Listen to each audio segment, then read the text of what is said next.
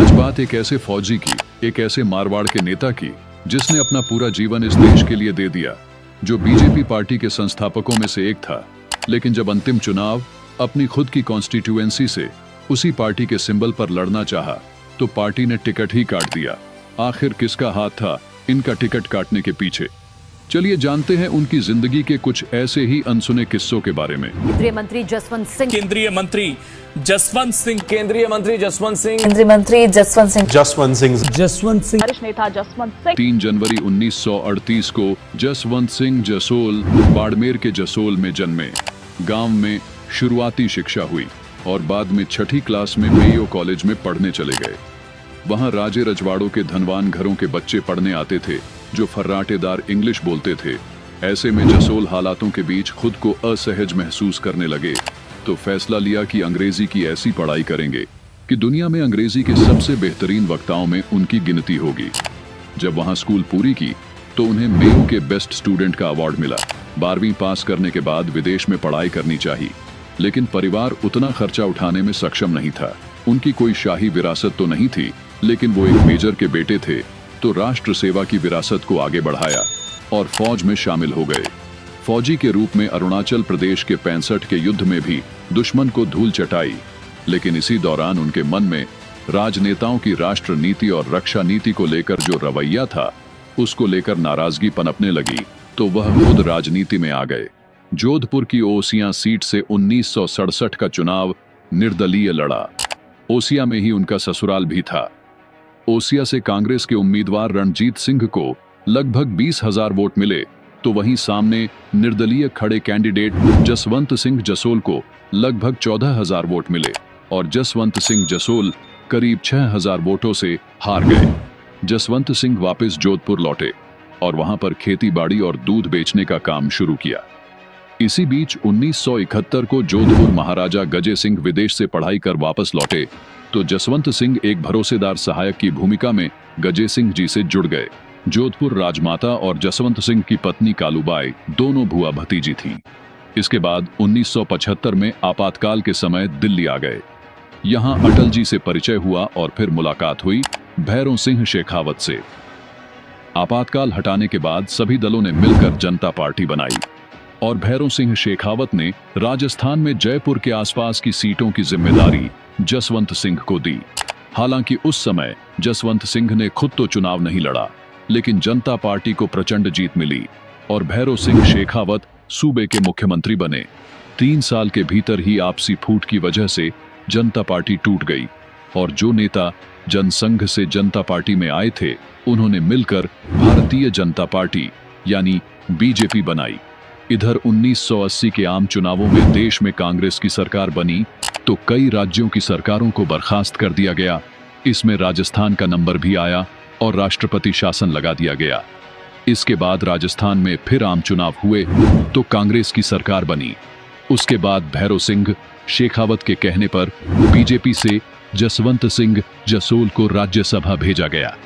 ये पहली बार था जब जसवंत सिंह जसोल को राष्ट्रीय राजनीति में एक दमदार वक्ता, विदेश और रक्षा मामलों में एक्सपर्ट के रूप में पहचान मिलने लगी। डिफेंस पर तो जसवंत सिंह ने कई किताबें भी लिखी हैं, जिसमें प्रमुख रूप से खतरे में Bharat, depending India, a call to honour, Victoria Cross winner of India जैसी और भी कई किताबें जसवंत सिंह जसोल ने लिखी है। 1986 में वो दूसरी बार फिर से राज्यसभा सांसद बने और 1989 का लोकसभा चुनाव इन्होंने अशोक गहलोत के सामने लड़ा था, जिसमें 18,000 के करीब वोटों से इन्होंने अशोक गहलोत को हराया। इसके बाद लगभग 3 बार चित्तौड़गढ़ से चुनाव लड़ा। चित्तौड़गढ़ से पहले चुनाव में इन्होंने मेवाड़ राजघराने के महेंद्र सिंह मेवाड़ को करीब 18,000 वोटों से हराया। उसके बाद चित्तौड़गढ़ से दूसरे चुनाव में 1996 में गुलाब सिंह शक्तावत को 48,000 के करीब वोटों से हराया और यह 1996 का वह चुनाव था जिसमें बीजेपी की सरकार केवल 13 दिन तक ही चली, जिसमें जसवंत सिंह को वित्त मंत्री बनाया गया था। इस दौरान जसवंत सिंह ने मौजूदा वक्त के बड़े कारोबारी घराने की एक मामले की जांच शुरू करा दी, लेकिन 13 दिन बाद ही वो सरकार गिर गई। उसके बाद 1998 तक जैसे तैसे करके और भी कई पार्टियों की सरकार बनी, लेकिन लंबी चल नहीं पाई। 1998 में जब फिर से चुनाव हुए तो उस कारोबारी घराने ने जसवंत सिंह को चित्तौड़गढ़ से चुनाव हराने के लिए पूरा जोर लगा दिया और कांग्रेस के उदयलाल आंजना के सामने जसवंत सिंह करीब 25,000 वोटों से चुनाव हार गए। हालांकि चुनाव हारने के बाद भी अटल बिहारी वाजपेयी जसवंत सिंह को राज्यसभा के जरिए संसद में भेजकर मंत्री बनाना चाहते थे, लेकिन उस कारोबारी घराने ने संघ की मदद से जसवंत सिंह को मंत्री बनने से रोक दिया। इसके बाद जब पोखरण परमाणु परीक्षण हुआ तो अमेरिका समेत कई देशों ने भारत पर आर्थिक प्रतिबंध लगा दिए थे। उस समय विदेश मंत्रालय अटल जी ने खुद अपने पास रखा था और जसवंत सिंह को अपना विशेष दूत नियुक्त किया था। उस वक्त अमेरिका के उप विदेश मंत्री और जसवंत सिंह जसोल ने 7 देशों में 14 बार मुलाकात की, जिसका परिणाम यह हुआ कि भारत और अमेरिका के बीच फिर दोस्ती हुई और 2001 तक आते आते दुनिया के करीब करीब सारे देशों ने भारत से प्रतिबंध हटा दिए थे। 1999 में हुए कंधार हाईजैक में जब कोई भी विमान में बैठे लोगों के परिवार और मीडिया से सामना करने को तैयार नहीं था, तो वह जसवंत सिंह ही थे जिन्होंने परिजनों के गुस्से और सवालों का सामना किया। इसके बाद जसवंत सिंह को रक्षा मंत्री और विदेश मंत्री भी बनाया गया। 2004 में जब बीजेपी हार गई तो जसवंत सिंह को फिर से राज्यसभा के जरिए संसद भेजा गया और राज्यसभा का लीडर ऑफ अपोजिशन बनाया गया। इसके बाद 2009 के चुनाव में उनको पश्चिम बंगाल के दार्जिलिंग सीट से चुनाव लड़वाया और बंगाल से जीतकर संसद पहुंचने वाले जसवंत सिंह बीजेपी के पहले सांसद थे और बहुत बड़े मार्जिन से लगभग 2.5 लाख से ज्यादा वोटों से वो चुनाव जीता था। इसके बाद 2014 का चुनाव वो बाड़मेर जैसलमेर से लड़ना चाहते थे, लेकिन पार्टी ने टिकट काट दिया तो निर्दलीय ही मैदान में उतर गए। बीजेपी के कर्नल सोनाराम 4,88,000 वोट पाकर जीत गए और जसवंत सिंह जसोल करीब 4 लाख वोट पाकर दूसरे नंबर पर रहे। इस चुनाव में कांग्रेस के उम्मीदवार हरीश चौधरी तीसरे नंबर पर रहे थे, जिन्हें करीब 2,20,000 वोट मिले थे।